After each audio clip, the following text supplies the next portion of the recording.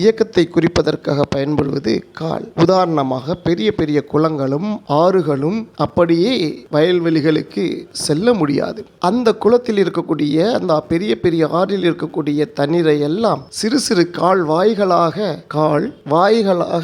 வயலுக்கு தண்ணீரை போக்கவும் அதை வடிப்பதற்கவும் பயன்படுவது கால்வாய். அதனால் பயிர் தொழிலும் இயங்க வேண்டும் என்றால் கால் வழியாக தண்ணீர் போக வேண்டும். அங்கே இயக்குவதற்கும் பயன்படுவது கால். பொதுவாக எல்லா இயக்கங்களும் செயல்படுவதற்கு பயன்படுவது திருவடி கூடிய கால்கள். அதனால் திருவடியை இகழ்ந்து பேசாதே. மேலும் மாணிக்கவாசகர், திருவள்ளுவர், இன்னும் பெரிய மகான்கள் எல்லாம் கூறிய வார்த்தைகளை பின் கேட்போம். சிறுமையின்றிகழாதி திருவடி இணையை என்ற இந்த வரிகளின் மூலம் திருவடியின் உயர்வை மாணிக்கவாசகர் இங்கே உணர்த்துகின்றார்.